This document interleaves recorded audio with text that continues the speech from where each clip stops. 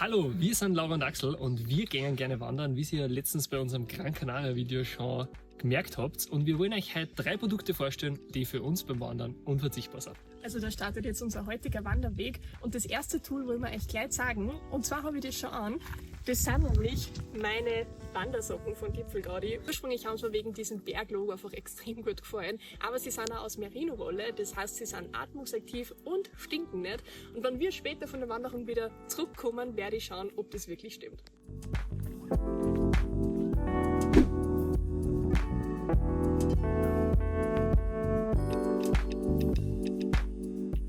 So, wir sind jetzt ein bisschen weiter raufgekommen und man merkt schon, es ist windiger. Deshalb, damit wir unsere Ohren schützen, haben wir natürlich die perfekten Stirnbänder mit. Und ihr seht, die liegen richtig gut an. Und wenn man da so drüber fährt, sehr weiches, angenehmes Material. Das heißt, es kratzt nicht, es liegt super und mir taugt's.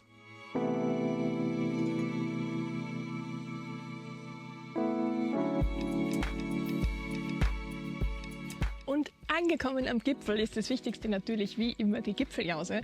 Und dazu haben wir noch das Gipfelwerkzeug dabei und das ist eigentlich der größte Gamechanger für uns gewesen, da wir keine Lust mehr gehabt haben auf irgendwie Plastikbesteck oder unpraktisches Besteck am Berg. Und zwar schaut es so aus.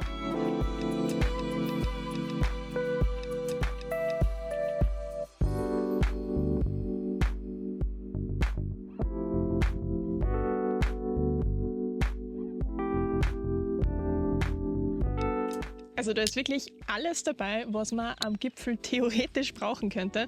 Und wir finden es besonders praktisch, dass das 2 Hälften sind und man das getrennt voneinander verwenden kann. Messer, Gabel, Löffel, alles was man braucht.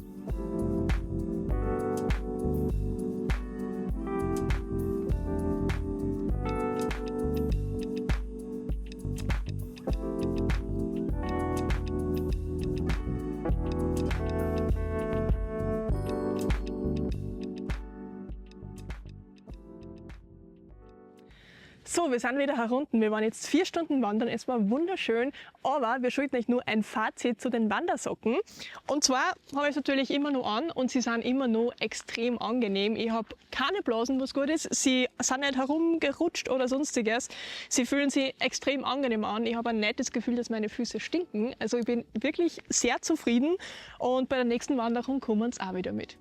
Ja, nach der Wanderung interessiert uns natürlich auch, was sind eure Gadgets? Was sind die Sachen, die bei euch bei keiner Wanderung fehlen dürfen? Schreibt es uns gerne in die Kommentare.